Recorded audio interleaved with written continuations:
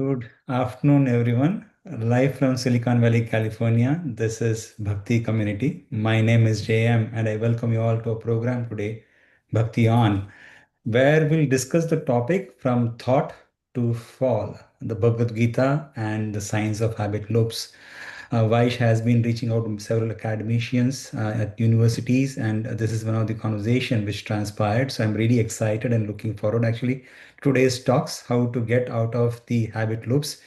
And really glad you're back, Vaish. Welcome back to another episode of Bhakti On. Thank you very much, Jam. Pleasure to be here and great to see everybody from various places. And I don't even know exactly where everyone's beaming in from, but it's great to see you all. And yes, Jam, today is about a verse from the Bhagavad Gita, which describes consequence and one of my favorite words, sequence. There's an unfoldment that naturally occurs when we perform certain actions. And to some degree, I'll be comparing it to what some of the modern day psychologists are talking about in observing our habit loops, as they call them, and how that compares to the Bhagavad Gita. But most importantly, how to deal with them. So oftentimes we feel helpless that we're involved with things that we wish we weren't. But how do we break the cycle? And that's one of the topics of the Bhagavad Gita. In fact, it's a perennial topic because it's the condition of the mind that holds us tightly to various activities in this world, whether they're good or productive or not, or just the opposite. And I see that we have a very nice cat here today. Josh, is that your cat? Anyway, it's a good looking Yes, cat. sir. Yep, that's oatmeal. What's your cat's name? Meow meow? Oatmeal. Oatmeal. Okay. Okay, I hope Oatmeal can join today at some point. Thank you for being here, Josh. And does anybody else have a pet with them today? I forgot to tell everybody today it's Show Off Your Pet Day too. Chuck, where's your cat? We're we're in Hawaii, so no cat Oh, here, okay, all unfortunately. right. Otherwise, Panda would be happy to join Oatmeal. All right. Thank you very much. Well, that's nice. You're in Hawaii. Last week we started by talking about gratitude. Gratitude is an intervention, or gratitude as an intervention. And there's a conversation that I overheard that I mentioned last time that I just can't get out of my head. There was a person speaking to another person on a street corner, and I could tell that they were the one that was speaking at first was complaining about someone or something. And the other person replied, "I'm just trying to be grateful." And I noticed as I walked by, it was palpable how it changed the tenor of the conversation. The person who was complaining suddenly became thoughtful. And the other person was sincere. I think they weren't using it as a technique. They just expressed that they were trying to be grateful. And it seemed to have acted as a kind of a force field against the other complaining energy that was coming in. So I just thought it might be interesting to experiment and start with uh, whomever wants to mention it, what you're grateful for today, especially if you didn't do it last time. Just one thing, anything you can think of. It could be simple. It could be that pear that Yasmin has in her window, or Oatmeal the cat, or the fact that you have clean water running in your tap, hopefully.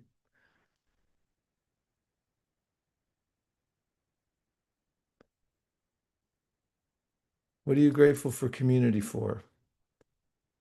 Was that Vicky? Let me check and see who wrote that. Vicky says, I'm grateful for Bhakti community. Can you be more specific? Yeah, it's a really helpful question, but thinking in the lens of gratitude, I can reflect on the last 4 years and how this is a space that's always present. And I've retreated to this sanctuary many times, and I hope that I can continue to. Oh, thanks a lot for sharing that, Vicky. And I noted that you referred to it as a sanctuary. I'm going to look the word up, just be more, even more specific if we can. Sanctuary. A place of refuge or safety, and Middle English from Old French, from sanctus, holy. Early use in reference to a church or other sacred place where a fugitive was immune by the law of medieval church from arrest gave rise to sanctuary. I like that. Immune, a fugitive was immune. It seems as though we're exposed to the world. We're quite vulnerable to various stimuli that come at us during the day. At least I notice that myself. And it requires staying out of habit loops and abiding by the advice that Krishna gives in the Bhagavad Gita, which I'm going to talk about today. But it makes us immune. When we're on this platform, at least we're absorbed in conversation and hearing and so forth, and we may then be immune to the stimuli that oftentimes derail our absorption. And look, we've got one from Yasmin, who said, I'm grateful for this shared time together. Can you be more specific? What about the shared time makes you grateful? Hare Krishna Prabhu. I'm really, really thankful that we are coming together like on a Monday. And as you mentioned, we're surrounded by a lot of things. And it's really nice to come and not have anything else exist but just the space of you sharing your knowledge and your wisdom and your time, because we don't get that time back ever. So it's pretty beautiful. It's just so beautiful to me to have kind of like this outlet, and I appreciate it so much every Monday specifically. Thank I you. like what you said about time. And there is a sense of time moving on, even if it's subconscious. And to be able to use time in such a way that we achieve higher levels of appreciation for our very existence, and also deeper levels of self-control and so forth, which we can attain through the process of bhakti yoga, then during those times, we don't feel overwhelmed by the force of time. It's said by a philosopher in India once that you can lose money and get it back, but time, once lost, can never buy back, even if you have billions of dollars. So your point's well taken, that utilizing time wisely and for the purpose for which, at least according to the Bhagavad Gita, the human life was meant, which was for self-realization and ultimately for discovering our relationship with our original source, then we lose that sense of cognitive dissonance of wasting time. Yeah, thanks a lot. Okay, how about one more? We'll do three, unless you can't help yourself. Oh, Chuck is here. I'll put it up there. Chuck said, I'm grateful we're here safe during all the Hawaiian storms and flooding. Also that we saw a rainbow when the storm cleared. Grateful for all the people that checked in with us. Well, I would have checked in too, but I didn't know you were in Hawaii. Is it still storming there?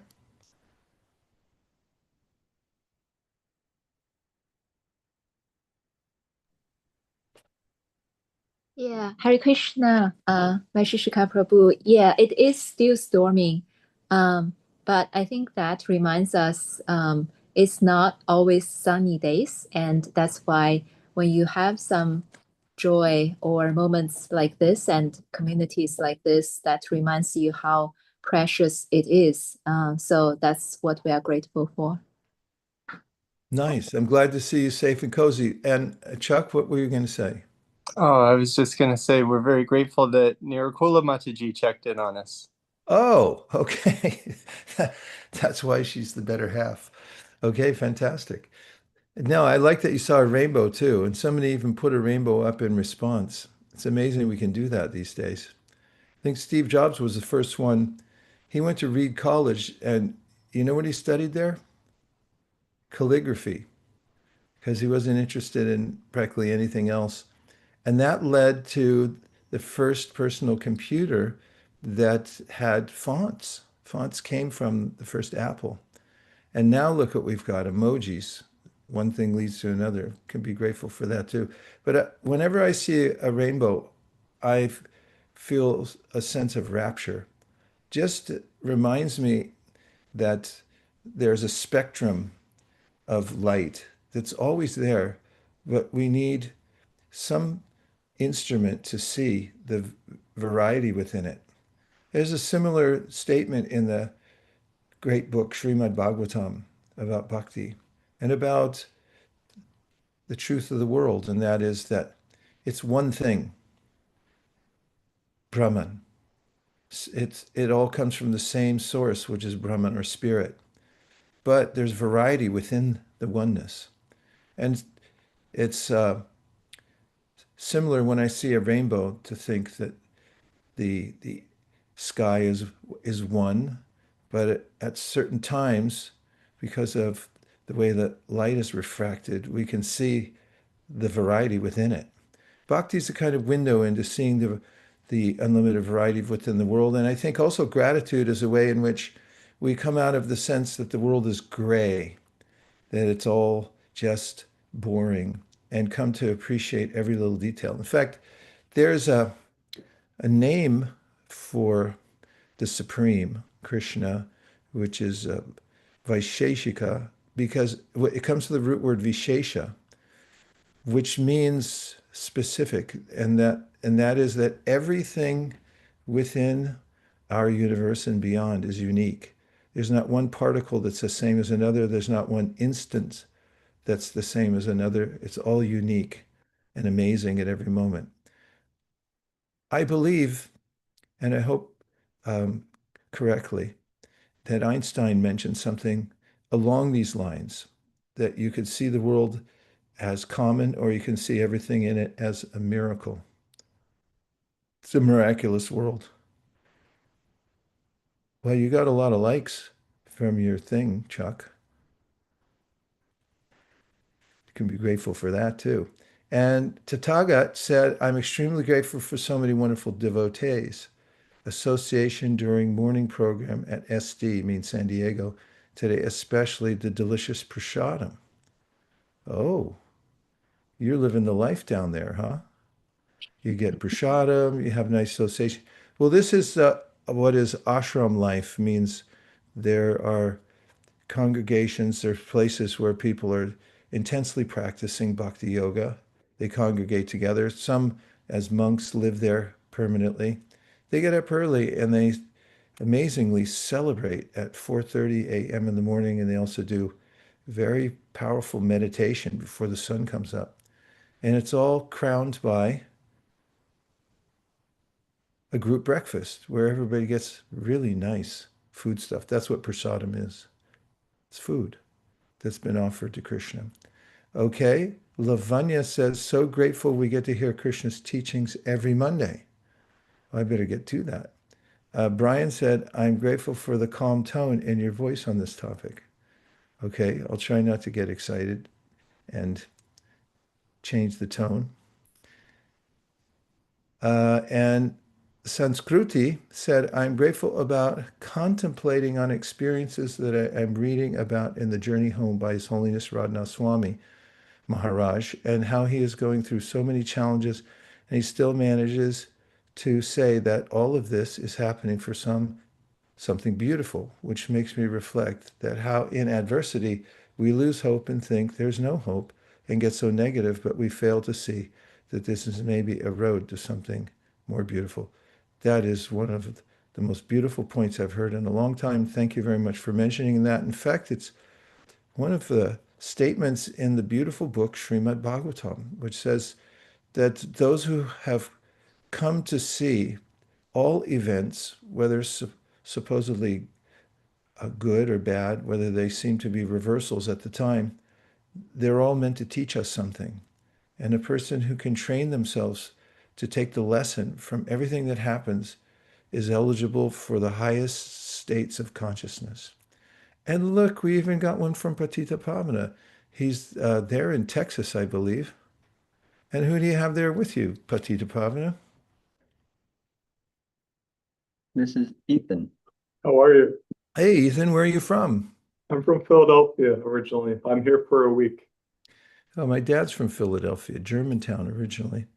Very nice. Well, thanks for visiting Patita Pavana in Texas. I hope you're having a nice visit. I am. It's been beautiful. Maybe escaping some cold weather? I don't know. Yeah, it's a little rainy and definitely colder than Texas is, so it's been nice. The sun and the warmth. Okay, good. Yeah, generally Houston is where Patita Pavana is. Is that where you are now? Mhm. He's yeah, I think it generally stays fairly warm there, right? Because of the Gulf.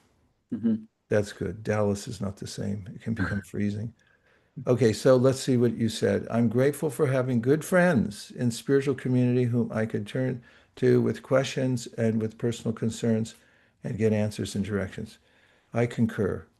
In fact, in the early days when I joined an ashram, I couldn't believe my good fortune because I was always surrounded by like-minded and, for the most part, very friendly people.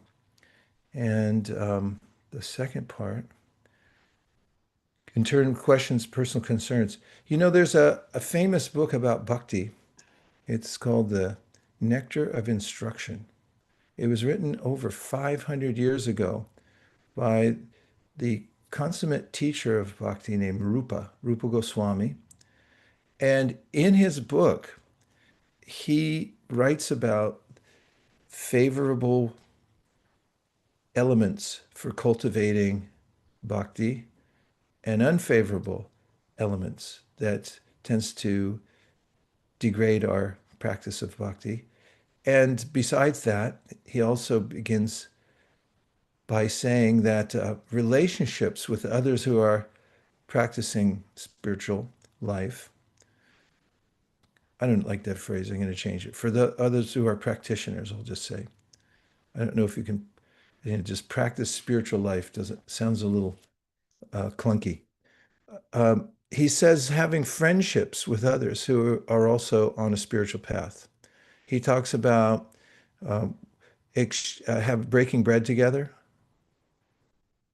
and also he talks about exchanging gifts, and also sharing what's in one's mind.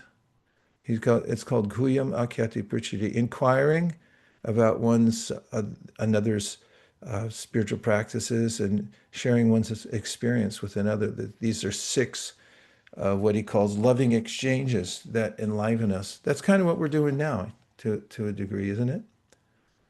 I mean, sharing what we're grateful for. Okay. Well, I'm going to talk about one of the verses from the Bhagavad Gita. I just happen to have it right here. Before we go to any slides, I'm just going to tell you, I like to have a Bhagavad Gita in my hand. In fact, I've taken to carrying a Bhagavad Gita, a physical copy with me, because the more I look at my phone, the more I see people who would like an answer really quickly. And it's easier for me to look at the book. All it shows me is what's in the book. And I find that when I see something or hear something that I can relate to the Bhagavad Gita and then I read that section, it helps me to integrate it into my life. And this is a succession of verses. Actually, it's two verses together for those who have a Bhagavad Gita. You don't have to pull it out now unless it's really at hand. But if you're keeping score at home, it's at the second chapter of Bhagavad Gita, as it is, which is called Contents of the Gita Summarized. And the two verses are 62 and 63. And I'm just going to give you a feel for it. Would that be okay with all of you? And the reason I'm going to talk about it is because this is a process. In other words, Krishna is describing a process. And I found many parallels in talking to Professor Brewer recently, who's a psychologist and a neurologist, and who wrote this book, which I read, called Unwinding Anxiety.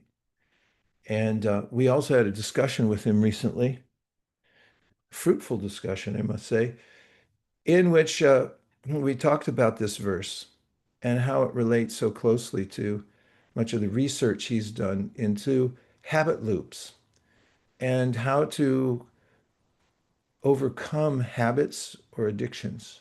That's his specialty, actually. And the verse in Bhagavad Gita sounds like this: Dhyayato vishayan pumsa sangas teshu pajayate sangat sanjayate kama kamat krodho pijayate. And I'll tell you what the words mean. The first word, and this is so important, the lead word is dhyayataha. It comes from the Sanskrit word dhi, D-H-I, which means to be fully absorbed in something. When your consciousness or your awareness goes to an object, you can become absorbed in it.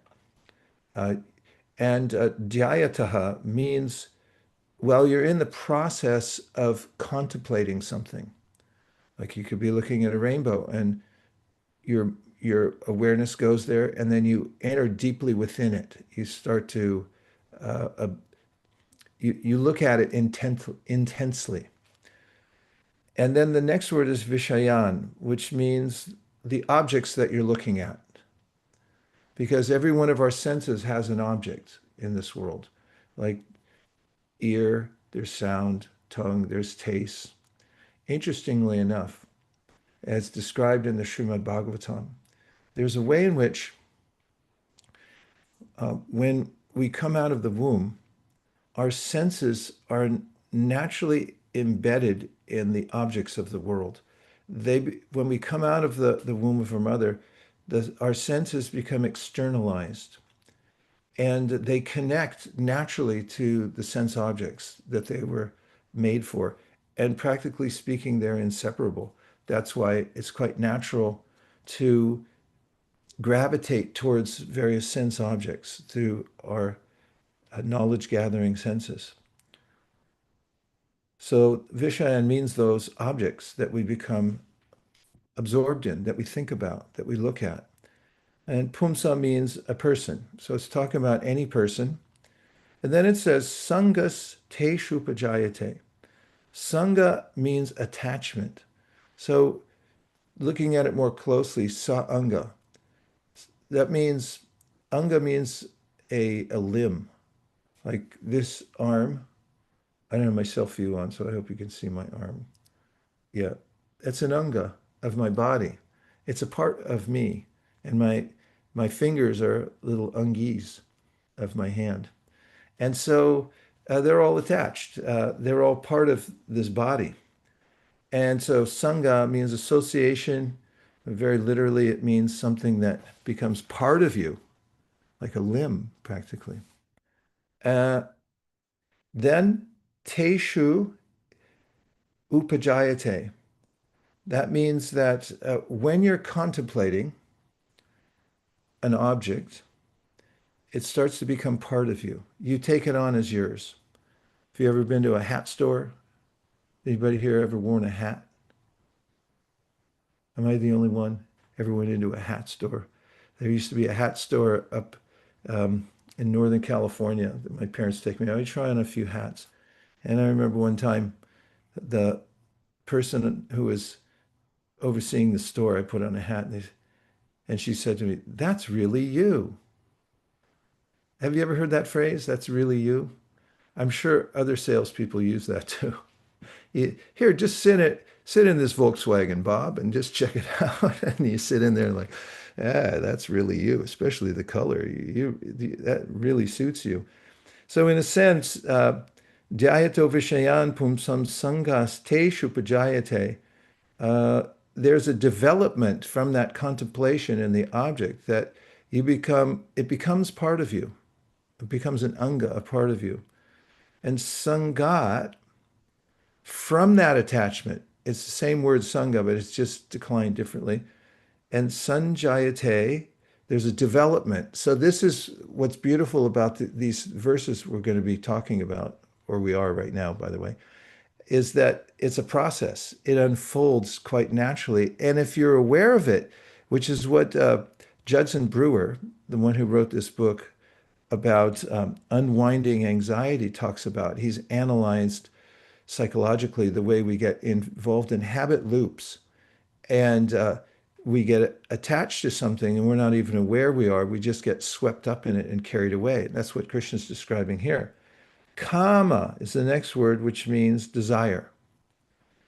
And this is a key point because the nature of consciousness is to desire. Sometimes people opine that the secret to life is to have no more desire. But the Bhagavad Gita points out that no one can stop desiring because it's the nature of consciousness. Consciousness cannot be denied either. There are various consciousness denying philosophies, but that is self-defeating because the act of denial is also an act of consciousness. So you really can't deny consciousness and you can't stifle desires. I mean, you may stifle them, but they're still there. And that's one of the main themes of the Bhagavad Gita. And that we're going to get into that if I hurry up. And kroto, kama, means from that desire arises anger.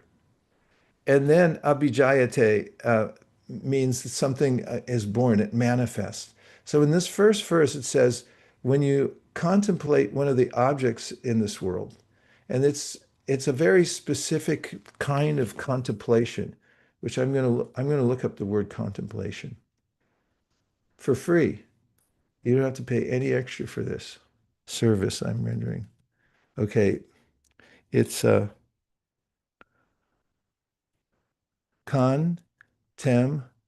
plate. Look thoughtfully for a long time at something. Or think profoundly and at length. Have in mind as a probable, though not certain intention. And it comes from contemplare, obviously from Latin, and based on templum, a place for observation. And so there's a way that we may consider something. We look at it and we think, oh, that could be mine. And then once we look at it with that idea, then we become attached to it. And it's as if it becomes part of us now. And then from that, Krishna is saying in this verse, anger arises. Now I'd like to hear what you have to say. Why do you think anger would arise from such attachment?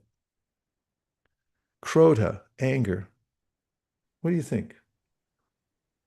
When, when desires are not fulfilled, one becomes angry. Oh, boy, we have all of Texas practically down here today. Hi, Krishna Prabhu. Hey, great to see you. Thanks for joining. Fantastic. Great. Glad to have you here. Yeah. And Hetty, you were going to say something too. Yeah, same thing, that when you can't have something that you want, sometimes, yeah, you become Well, angry. has that ever happened to anybody here? You Yeah. got something and it diminished in importance to you, but still it was stuck to you and you couldn't get rid of it. Or, okay, iPhone 12 Pro said all the time. I hope that's not the phone speaking literally, because, well, I don't have an iPhone 12. Mine's higher up, but the phone even the phone gets frustrated. Oh, it's Akanksha. Okay, thank you, Akanksha. Yeah, there's a way in which once we're attached to something, this is ontological. It's the nature of reality because we are permanent. In fact, a little bit more about linguistics. The word is, to be, is. literally means that which remains. If you trace it back to the origin of the word, it means that which remains. We always remain because as conscious beings, we are never vanquished. We're never destroyed. We can be waylaid significantly because of contemplating the wrong objects and being covered by material nature. And then we become bewildered, which is what this verse is all about, how that happens. However, we never die. And the objects of the world, the objects of the senses, do diminish. So by their very nature, at every second, they're diminishing. In fact, I heard a comedian saying once, he was saying, somebody showed me a photo and he said, "Hey, this is me when I was younger." And he said, yeah, every photo is of you younger. And so there's a way in which material nature is moving on because it's relentless and it's constantly changing. In fact, the world itself in the ancient Vedas is called bhava. Bhava means that which is transforming right before our very eyes. It's it's in one form and then it's taking on another form. It's like in a dream. Have you ever had a dream when you encounter somebody and then they morph into somebody else? Or have you ever had a friend or a mate who you thought was one thing that you thought was a great hero or something and turned into a couch potato or something like that? You know, everything's changing, morphing in this world, and we're not. So we're looking for something more subtle that is permanent, that always exists. But the world's always changing around us. So when we get attached to a sense object, oh, I'm taking away my time to ask you the question. I'm sorry, I got carried away. Does anybody else want to hold forth regarding where anger comes from when you become attached to something? Do you have a specific instance you can mention? And when you became attached to something, you acquired something and then it produced anger? You might have to be vulnerable to describe that.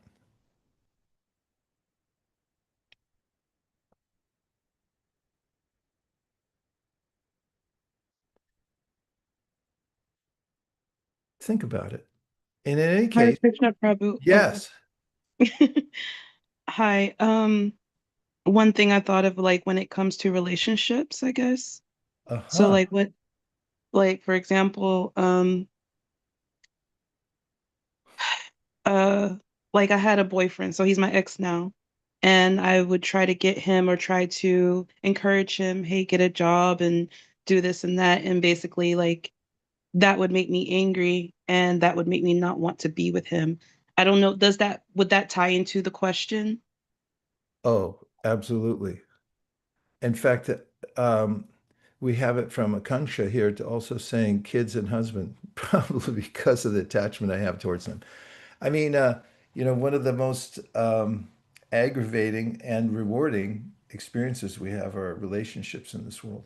And definitely there's ways in which we become attached and even infatuated. And then things change and then we become angry. That's a perfect use case. Well done, Leisha. Thank you very much. You can think about it, but this is the sequence that arises when I look at the world, I become attached to it, and then, or a specific object, and then anger arises. And now I'm going to read you the second verse. The next one is 63. It's a continuation. So this is more like a paragraph. It says, Krodhad bhavati sammoha samohat smriti vibrama smriti brahmshad buddhi nasho buddhi nashat pranashyati. The first word is krodhat. So it's continuing from where the last verse left off. And krodhat, there's krodha, which anger, and krodhat, which means from that anger. Now, what's the next unfoldment? Bhavati, something's taking place. Samoha, illusion. Or as mentioned here, some moha. Moha means illusion, and some moha means perfect illusion. Means it's it's completely consuming it's in another place in the Bhakti literatures. It's called the Binibheshita, which means we become completely absorbed in that which is not. Something that's has nothing to do with our self-interest, but we become completely attached to it and absorbed in it. So samoha means from that anger arises a kind of an illusion, illusory state. And then we find the same form of the word as we just experienced with kroda and krodat. We have samohat. From that illusion, smriti vibrama means we lose our memory. Smriti Brahmshat, after we lose our memory, then Buddhi Nasha means, Buddhi means intelligence, like the Buddha means the intelligent one. And Nasha means to destroy something. So then there's a loss of intelligence. And Buddhi Nashat, from the loss of intelligence, this is the last word, pranashati, one falls down. So we fall down from our spiritual position and forget who we are, and we lose our intelligence, and we don't know what's up and down or right or left because we're so absorbed in the illusion. And that's the sequence that unfolds by this kind of attachment. Let's take a look at a couple slides, JM, not the least of which because of you took so much of your valuable time to develop them today. That was a preamble. So, and we'll go to the opening slide because we want to show what we're advertising, so make sure we don't have false advertising. From thought to fall, that kind of summarizes what I just described. You think of something and then eventually the consequence is it leads to a fall. You lose your memory and buddhi nashat, pranashati, you're vanquished. You lose your intelligence, you lose your real sense of self. Or sense, I should rephrase that, sense of your real self. And so as it says in the subtitle, the Bhagavad Gita and the Science of Habit Loops. Just because that's been on my mind because we talked to that professor and I read the book.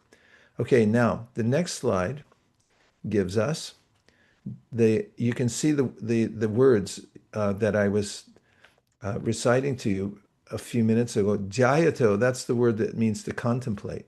In Vishayan means the object of the senses, Pumsa means a person. So any person who does this. Bhagavad Gita is not just spiritual poetry, it is a precise psychology of attention. What do you think of the phrase, the psychology of attention? Like if you were to go to a friend of yours who you wanted to introduce to the Bhagavad Gita and they said, well, what's it about? You could say, it's the psychology of attention. I like it. Okay, let's go to the next slide.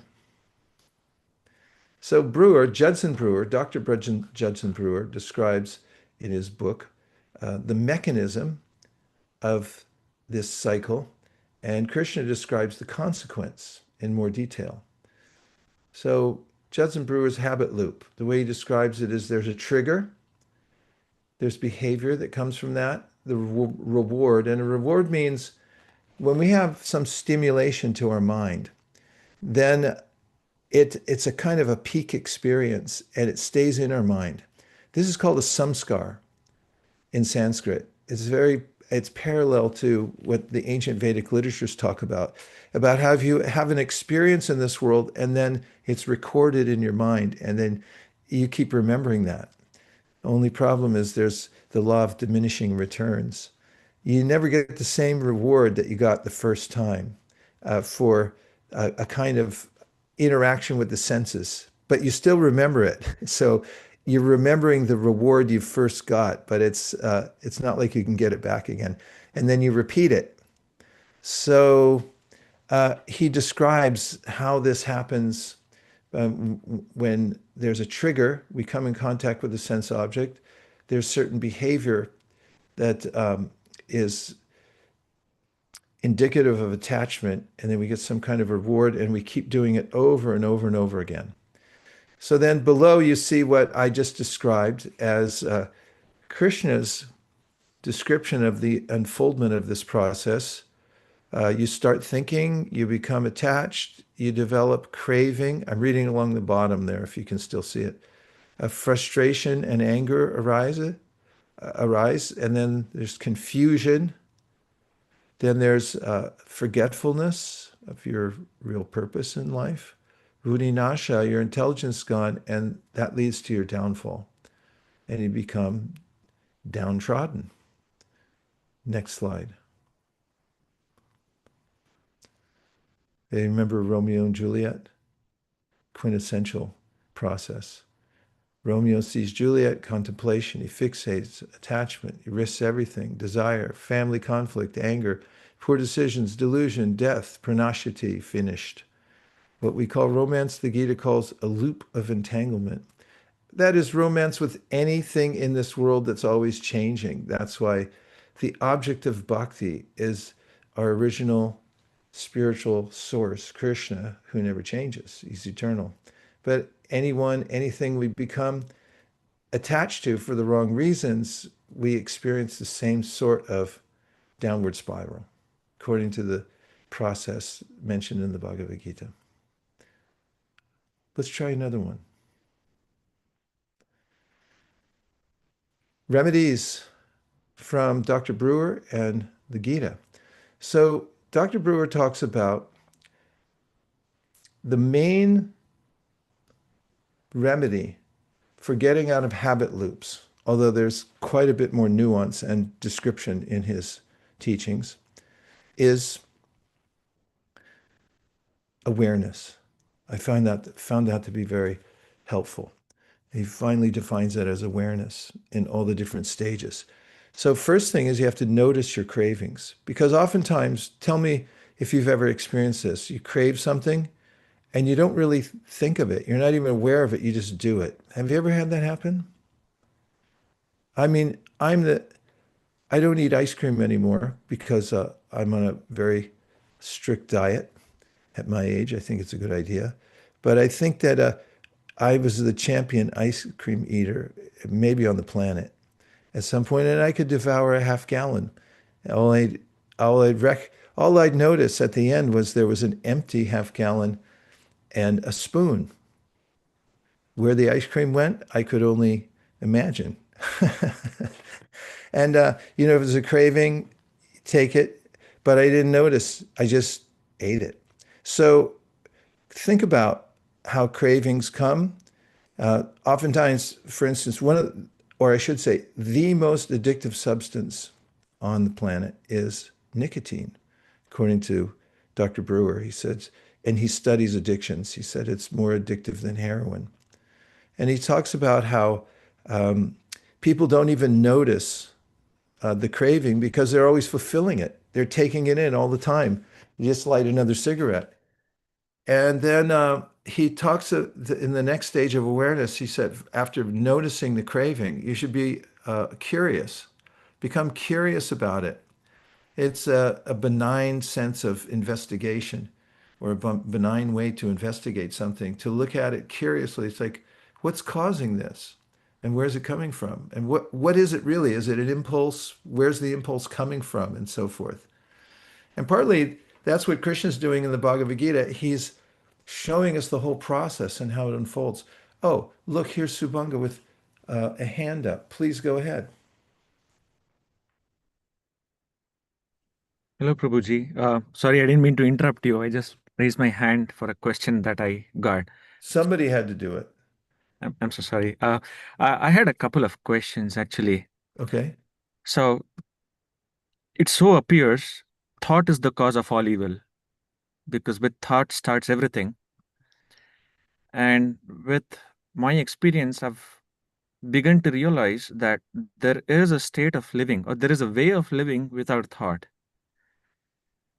and where there is awareness, which means to say, which brings me to my first question: what is the purpose of thought? And if I may, the second question is, could I do one at a time? It requires, of course, yeah, sorry, an extraordinary IQ to answer two questions at a time, and I don't have that. So what are thoughts for? And it's best to step back a few paces and talk about the overarching purpose of the human form of life. The Vedanta Sutra, which summarizes all the Vedas very conveniently, says, Atato Brahma Jignasa, says that the very purpose of this human form that we have right now, and all the way our senses are tuned, is to inquire about the ultimate goal of life and the source of everything, the really big questions. And that's the overarching purpose. And therefore, the apparatus of the mind that produces thoughts is meant for contemplating that and thinking about what is the supreme, and eventually bringing one's mind to the ultimate object of meditation. That's the UOM. You need a UOM, ultimate object of meditation. We're meditating on many different things because we don't know the overarching purpose of life. And when one starts the practice of bhakti, then there's this directive and a way to organize one's life so that one can contemplate the UOM. And then one's thoughts are properly aligned, and then they're not dragging us down, they're bringing us up. That's why Krishna says in the Bhagavad Gita, in the 6th chapter, that the mind can be one's best friend or one's worst enemy. And therefore, reforming one's thoughts is the actual technique, and reforming one's object of meditation, because there are objects of meditation that elevate us, and then there's objects of meditations that degrade us. Go ahead with your second question. Thank you. That actually answers a lot of queries I had, and also brings me to the second question as well. My second question was, if thinking is actually negative, then I was about to ask, what's the difference between thinking about normal stuff and thinking about God? And you seem to imply that thinking about God is the purpose of our life, but you rather used an interesting word, contemplating. So I'm now curious to understand, what's the difference between contemplating on God or thinking about God, and how is that different from, I could be thinking about God in a completely unrealistic way. How is that different from my attachment to a worldly object, or how do I know I'm in the right direction? Wow, what a great question. Hold on one second. I'm going to turn around and grab a book from my library, because I'm going to answer you from another book called the Sri Upanishad. Hold on.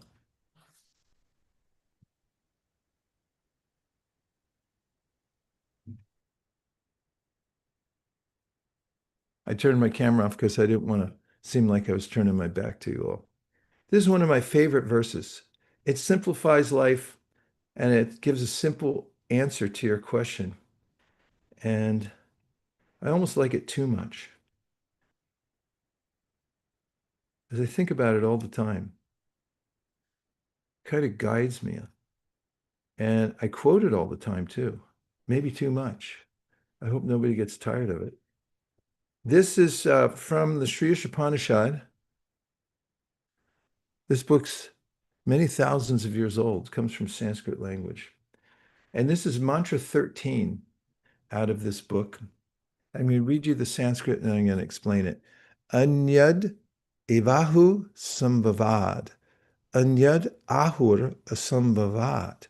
Iti shushumatiranam yenas tadvichakshire.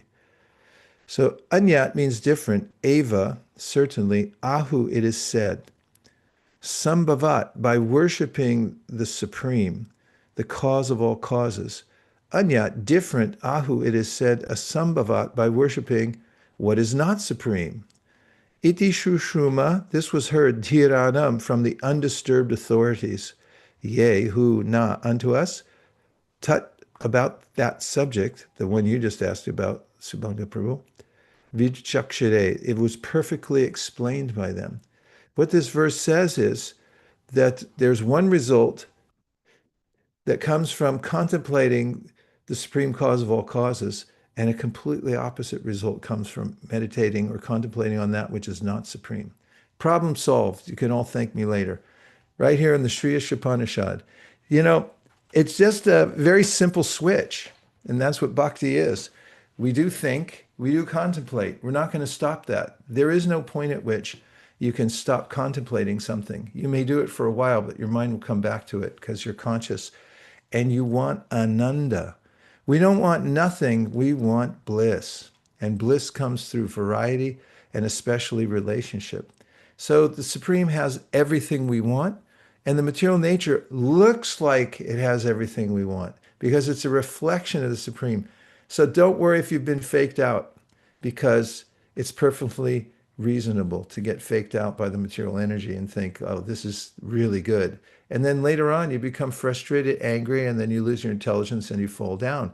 Well, that's why the Bhagavad Gita comes along to save us and say, you got the contemplation part right. It's just you're looking at the wrong object. So just change the object of your contemplation and you're going to be better than fine.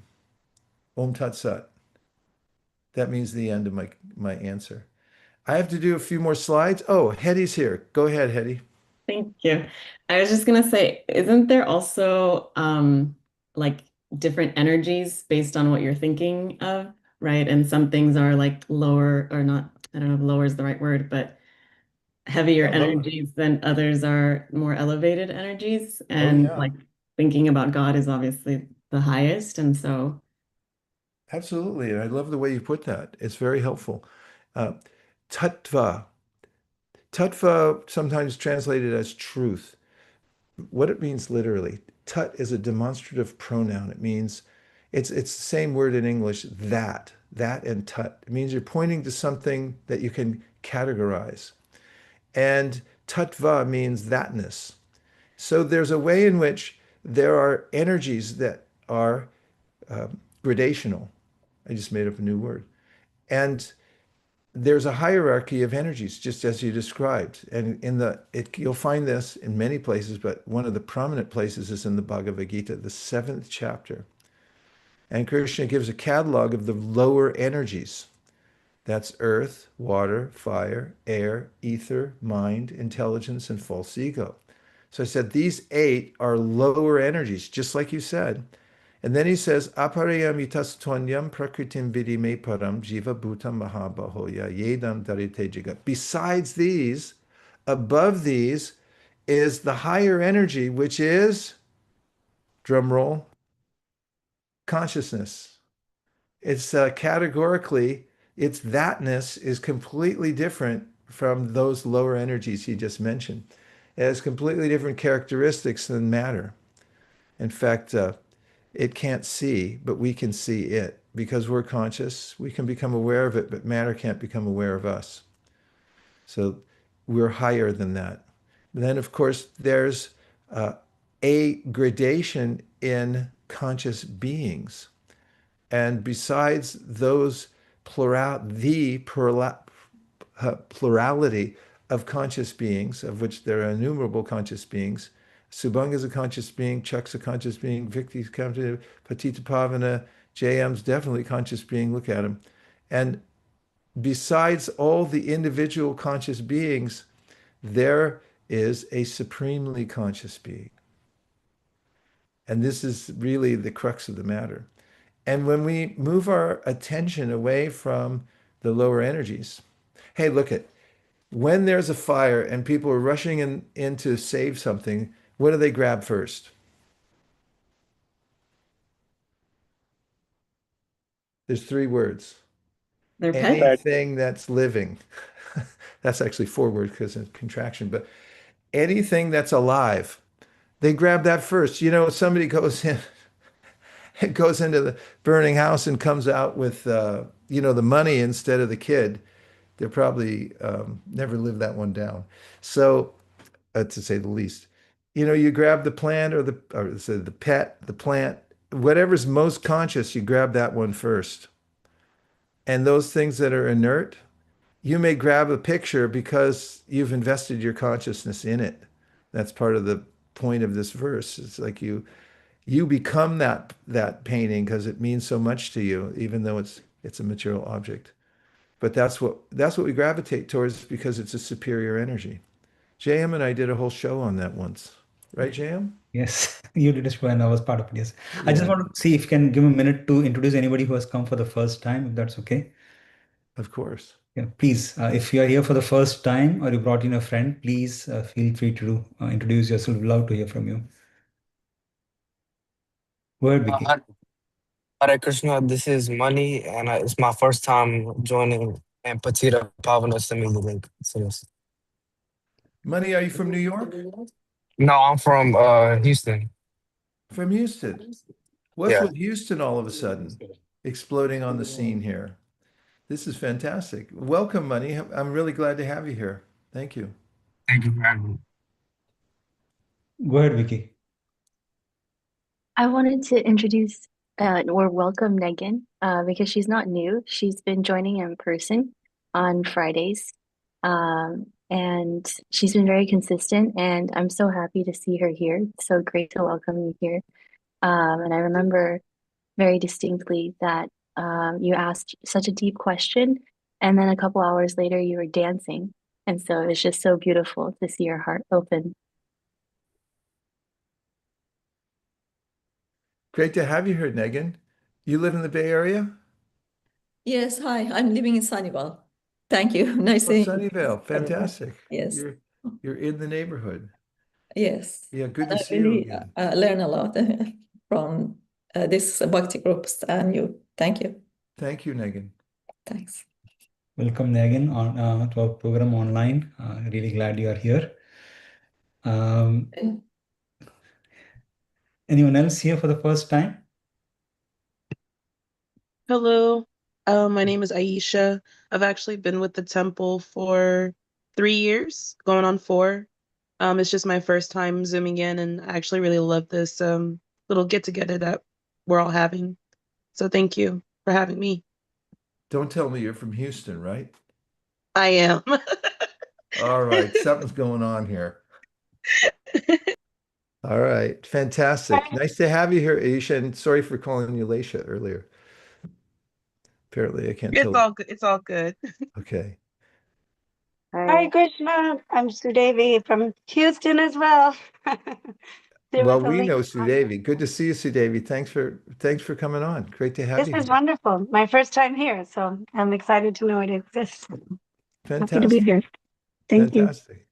Good to see you. Good to see you as well. Thank you, Prabhu. Okay, thank you so much. So yeah, we'll continue with the remaining slides. Yeah, we sure will. We got 3 minutes left. Go ahead, Jam. Okay. From Krishna, replace the object, and I'm comparing and contrasting with Dr. Brewer. Engage your senses in service and develop a higher taste. That's one of the distinguishing features. Besides just analyzing the loop and prioritizing what's better for you, there is such a thing as a higher taste because we are tasters. And it's whether we're tasting a lower thing or a higher thing. In the Bhagavad Gita, Krishna gives this iconic verse in which he says that in the beginning, when you try to restrain your senses from those things that aren't good for you, you still are attached to them. You, in your mind, you're still thinking about them. But he says, when you achieve a higher taste, then you naturally give up the lower one. And Dr. Brewer says a similar thing. He calls it a BBO, or a bigger, better offer. He describes it in a different way, but it's still important to come to a higher taste or a bigger, better offer. Then you can give up the lower one. Okay, we'll do a couple more. The practical takeaways, 4 simple tools. Catch it early. If you notice that you're contemplating something, you can remember this sequence. And we've said here, win at dhyato, win at the stage of contemplation or lose later. We can just keep going. Number 2, practical takeaways, 4 simple tools. Number 2, label your loops. This is quintessentially Judson Brewer. He says that use your awareness to note that this is a loop. It's not me. You have to step away from it and notice that it's going on and watch it. And just notice that you're the watcher and you're not the loop. Number 3, replace the loop. Now, in bhakti, we have a way to engage the senses. One is by mantra. Man means mind, and tra means to deliver. Service, the service mind is extremely effective, because when you change from thinking, I want to enjoy or I want to control and I contemplate an object for that reason, to how can I use this in service, it changes its nature, and it changes the nature of your relationship with it. And third is reading or hearing. When you hear from books like Bhagavad Gita, then you become aware of what's going on automatically as you walk around the world. And number 4, upgrade your taste. Again, mantras, service, and reading. The very basics of bhakti, which you will engage in when you're in the association of those who are practicing bhakti, you'll notice it that you develop a higher taste. And this is the one I referred to. When you experience something higher, the lower taste loses its grip. I mixed metaphors, but when you experience something higher, the lower loses its grip. It lets go of you because you've got something better to do. Yeah, real renunciation means you got somewhere better to be. And if you always have somewhere better to be and something superior to engage your senses is, then you're not engaged in the lower tastes at all. The question is not whether the mind will dwell, but where it will dwell. Watch your attention, it becomes your attachment. Watch your attachment, it becomes your destiny.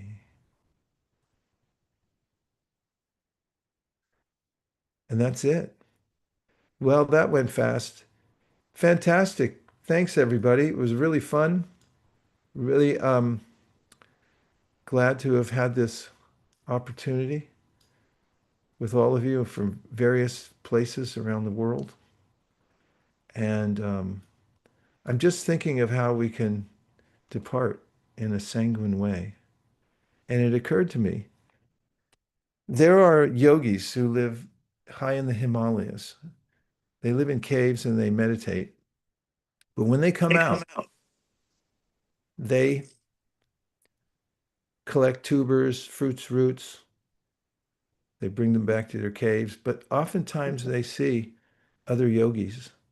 And because they live in solitude, they're so happy to see another that joyfully they raise their hands, and they have this phrase, both for greeting and for departing, that goes Hari Bol.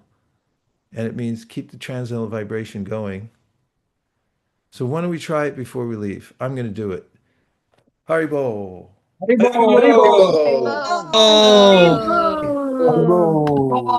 Vibration going. See you soon.